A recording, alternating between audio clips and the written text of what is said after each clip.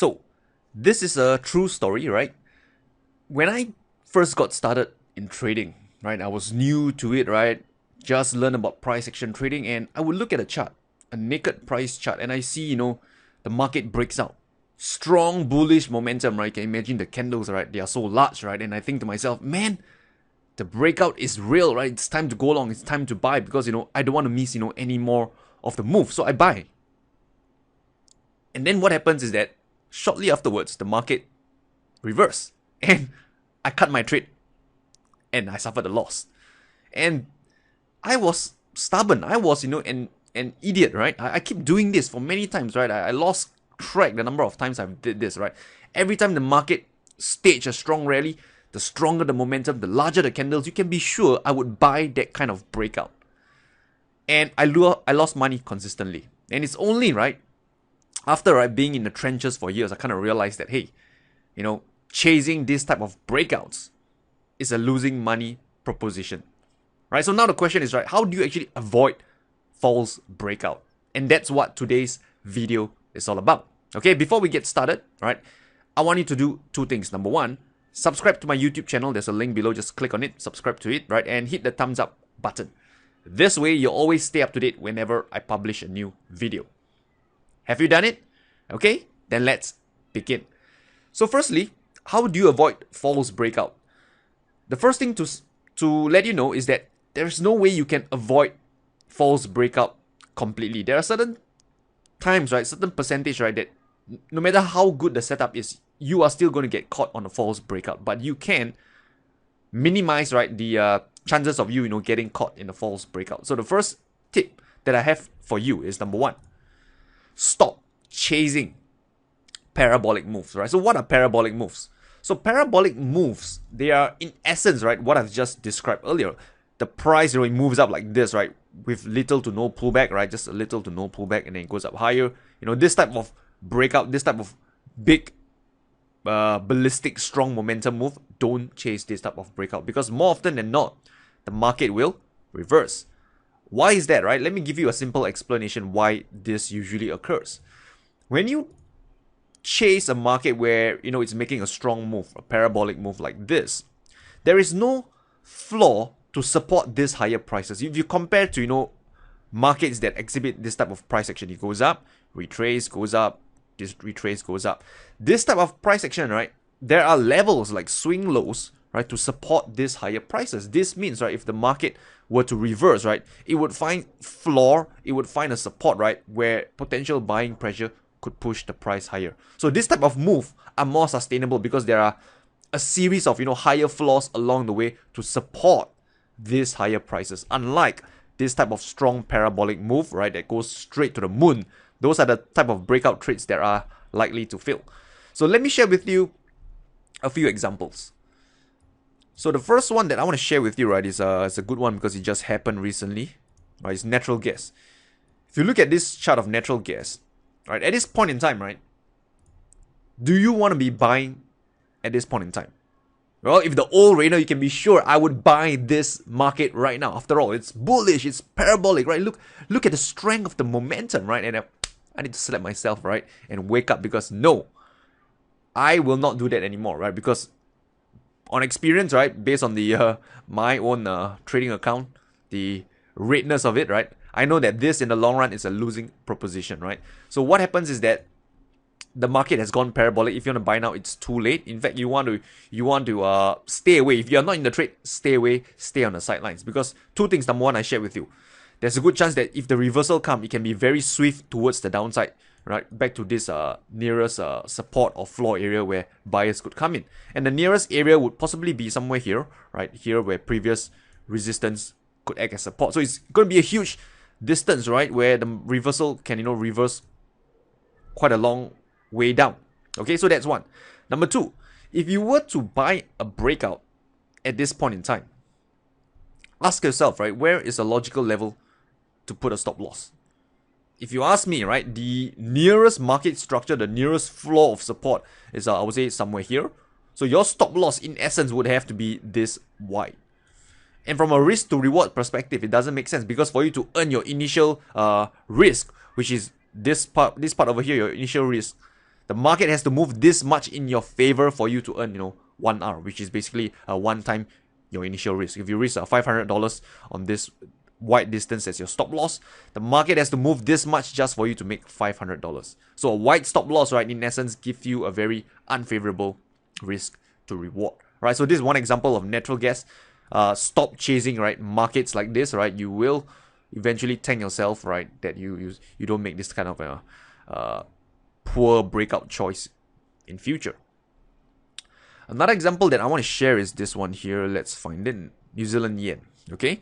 So if you look at this, right, again, this one, the magnitude is not as large, but the concept is the same. You don't want to be chasing breakouts after the market has made a strong momentum move. For example, this one over here, strong momentum move, right, towards the upside, breakout, right? If you see such breakouts, tell yourself, right, I'm not going to chase it, right? Market did eventually reverse down lower. Again, look at the momentum move towards the downside. Very strong momentum move towards the downside. You don't want to be chasing this type of breakouts again, right? As I mentioned, because if it reverses, right, it can reverse quickly towards the upside against your position. And number two, to set a stop loss on such a trade, right, it's going to be very wide because your stop loss has to go above this market structure, this high, and your stop loss is very wide, which results in a very poor risk to reward on your trade. Okay, let me just share another example with you, right, on how not to trade breakouts, right? If you just, implement this one tip, right, I can assure you your breakout trades, right, will be much more profitable going forward. The last example that I want to share is this one, Bitcoin, right? So Bitcoin, if you recall, right, the mania, right, up to 20,000. Again, if you look at the charts, it's very similar to natural gas. Look at this. This type of price action, right? Big bullish candles, stop chasing the market. It's too late to enter, right? And true enough, in this case, the market went up a little bit higher. You might see a little bit of profits on your trade before it collapsed all the way down to like $5,500 at this point of doing this video. So this is the first tip that I have for you, right? Don't chase breakouts. Okay, so now some of you might be wondering, hey Rainer, okay, I won't chase breakouts. So how do I trade breakouts, right? Then I got one tip for you, right? You want to be trading breakouts with a build up. So what is a build up? So a build up, right, means, right, the market is in a consolidation. So build up can go three ways, right? Let me explain, right? It can be a series of higher lows into resistance, looking somewhat like a ascending triangle. It can be a lower high coming into support, looking like a descending triangle. Or it can be just, consolidation. Let's call it C, right? Which looks like consolidation like this, a tight consolidation. Let's call it TC. A tight consolidation at market structure like support resistance. So I'm going to share with you a few examples of, how you can trade breakouts with a build up. So over here, okay, so since we are on Bitcoin, right, okay, let's look at Bitcoin. So if you zoom out Bitcoin, right, you can see that this market is actually forming a descending triangle, a form of a build up. Notice if I just connect the highs over here, it's not going to be precise, right, because I'm using freehand, but you get the idea. Notice the range of this market is getting tighter and tighter. The build up, right, it's forming. If you look at the range of this market over here, compared to here, compared to here, compared to here, here, and here, you'll see that the range, right, the candles, the size of this candles in this market is getting smaller. Up to a point over here where it's pretty much, right, not even moving anymore, like a dead patient. Right, when dead. So you can see that when you trade breakouts, you want to see this phenomenon. You want to see the range of the candles getting tighter. In fact, this is actually the opposite, right, of what I just said earlier. You want to avoid trading breakouts when there's large bullish momentum. In fact, you want to be trading breakouts when there is a build up, when the range of the candles is getting smaller and smaller. In this case, you can see on Bitcoin, the range of the candles is just getting smaller and smaller. And today, we had a breakdown over here of this area of support. Okay, so this is what I call a build up. In this case, it's in the form of a descending triangle, lower highs coming into support. And also from a price action perspective, right, just to add on a little bit of a tidbit. Notice, right, the buyers are getting weak, right? First time the buyers, they are very strong. They have no problem, right, pushing the price, from this low all the way to this highs. This much strength in the move. Then notice it get weaker and weaker, right? Then after which you just push this much. Then it push this much. Then this much, this much, this much, and finally this much. So you notice that each time the buyer try to push the price higher, the distance that they have moved, right, is getting smaller and smaller, telling you that, they're getting weak. Whereas the sellers, on the other hand, they are able to push the price lower, lower, lower, lower, and lower. And that's where you get your descending triangle. Okay, so that's one example of a build up. Let me share with you another one. Euro dollar, you can see this one over here. So just zoom back a little bit. You can see that over here we have another build up that's formed. This is the range. Okay, market did break out and then it forms a build up over here. This is a build up. So notice the consolidation over here is nice and tight. Okay, so this is a sign of strength. Why is that? Because when the price is at resistance, right? Usually, resistance is an area where selling pressure could exist to push the price lower.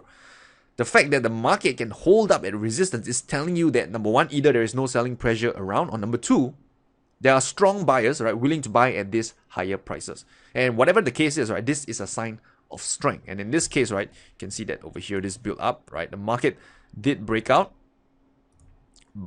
it did reverse, right, and then finally break out higher again. So you can see that when you have a build up, right, you can actually reference, right, market structure, nearby market structure to set your stop loss. So this, is a swing low. You can set your stop loss like, 1 ATR below it, somewhere here. And this market structure is like a barrier to kind of prevent, right, the reversal from having a easy passage to go through. So you can see that in this case, the market structure, the swing low, did held up. Buyers came in again to push the price higher. Right, so this is what a build up can do. You have a tighter stop loss and you have a nearby market structure to hold up, right, the reversal or the pullback, right, should it come. Compared to, trading without a build up, as you just imagine, right, without a build up, just chase up here. When the market reverses, there is no floor, there's no level to support the higher prices. So this is why it's common to see the market reverse all the way down to the nearest market structure, which is this area of support. Right now, I hope you can see the lesson behind it, right? This is powerful stuff. Okay, so let's have a look at a few more examples. All right, that was a euro dollar. Another one that is worth looking. It's a bit of an exotic pair.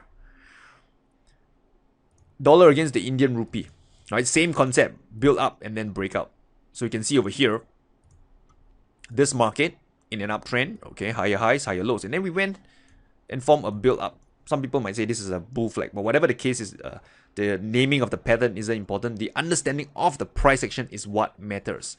Notice the range of the candles getting tighter and tighter. This portion over here, right? The range of the candles getting tighter and tighter. It's like almost, right, they are running out of space to breathe, right? And usually when that happens, right, it's a sign that the market is about to break out. So there are a few, I understand some of you, right, who are new to trading, you might have difficulty trying to spot this tight consolidation. So one tip that I can share with you is you can use an indicator like the MACD. Okay, look at the histogram, right? You want to see the histogram, right, getting a flatter and flatter. This is a sign that the volatility of the market is shrinking. If you don't want to use the MACD, you can also use the average true range indicator. The concept is the same. Oh, okay. I run out of indicators to put on my chart. Let me just get out the average true range, right? The concept is the same. What you're looking for is at this point, right, is for the ATR values to be declining, telling you that the range of the market is getting tighter and tighter. So whichever you use is really up to you. But I think visually the MACD indicator it's easier to spot. So let's just go with it. Of course, there are other indicators, right, to help you identify the reduction in the volatility of the market. So go with whichever that you prefer, or if you're a price action trader, you can actually see this through your naked eye. Okay, so this is the one over here, right? Volatility shrinking over here. Look at the histogram, right? Getting almost flatter. If you look at the one on Bitcoin, I think it's even more obvious. Bitcoin. Okay, so you can see over here, prior to the breakdown, right? Notice, right, the range of this histogram getting flat over here. When there's volatility, right? Notice the histogram, there's an obvious peak and trough. But when volatility has shrank, right? Notice that it becomes like a dead ER patient, right? And then that's where you want to be trading the breakout, not trading the breakout when volatility is high, not when momentum is strong. Okay, so another tip to share with you is that whenever the market breaks out, if you see such strong momentum, right, where the histogram is at its peak, it's a sign to you that you want to stay away from the market. So if, for example, you saw earlier natural gas, right, let's just go back a little bit. Natural gas, right? If you look at the MACD, you can see that over here, strong momentum, right? Your MACD histogram is at its peak. This is a sign that you don't want to be chasing the breakout. And in fact, you just go back a little bit, right? In time, this one over here, okay, notice that the MACD, right, prior to the breakout, the MACD getting flat before it breaks out. Okay, so you can use the MACD to kind of help you identify build-ups, identify momentum, so you can place better breakout trades. All right, so let's just have a look at one more example before we conclude this video. So I think the MACD one is something that you can use. I'm a price action trader, so usually I just, based on my naked eye, it's sufficient for me. But it's for those of you who are struggling with it, right, then that indicator could help you. So another one is just one last example, dollar Canadian, right? Another example of a build up. So just zoom back a little bit. Okay, over here. Notice over here, right? Where is the build up? Take 5 seconds to analyze. 1, 2, 3, 4, 5. So the build up is actually over here. I think most of you probably spotted, right? Build up at this area of resistance. So this is a sign of strength, right? Telling you that buyers are willing to buy at these higher prices. Notice the range of the candles getting smaller and smaller, and then after which, right, if you want to set your stop loss, right, you have a nearby market structure to lean against, which is actually this swing low over here. The market did break out in this case and happened to be a winning trade. Of course, it's a winning trade because I cherry pick a few of these charts to illustrate my point. Okay, so let's do a quick recap, right? What we have learned today, right? If you want to avoid false breakout, number one, stop chasing parabolic move, right? If you see a strong bullish momentum, you see the candles are getting larger, if you feel that something inside you says buy, it's a strong sign that you need to slap yourself. Just now that slap still hurt a little bit, right? I'm not going to do it again, but it's a sign to tell yourself that don't chase the parabolic move. I know it seems counterintuitive, but that's how the market works. That's how trading is like, right? Usually the things that it's easy to do is usually the wrong thing, all right? And I talk about how you should be trading breakouts. You want to trade breakouts with a build up. I explained to you what's a build up. It can be higher lows into resistance, lower highs into support, right? Just to do a quick demonstration, right? Higher lows into resistance, lower highs into support, or simply, right, just a tight consolidation at resistance or support, right? So this is how you would want to trade breakouts, and I promise you, right, if you follow these two tips that I just shared with you, you'll find that your breakout trading will improve dramatically. Okay, so with that said, if you want to learn more about my trading methodology, my strategies, my techniques, right, go down to my website, right, tradingwithrainer.com over here. Right, today we talk about breakout trading. So it's one aspect of price action trading. So if you want to learn more about market structure, support, resistance, price action, pullbacks, then go and download this guide over here, the ultimate guide to price action trading, right? Just click this blue button. Sorry, it's orange button. Okay, and I'll send this guide to your email for free, right? So this is the ultimate guide to price action trading. It will complement what you've just learned in today's video. And on the other hand, if you want to learn more about trends, right, riding massive trends at the market, right, in bull market, in bear market, then this guide over here, the ultimate trend following guide, is for you. Just click this orange button. It's free, and I'll send it to your email inbox. With that said, right, I wish you good luck and good trading. If you've enjoyed this video, hit the thumbs up button. Subscribe to my YouTube channel, and feedback, comment, just let me know below, and I'll be glad to help. So, I'll talk to you soon.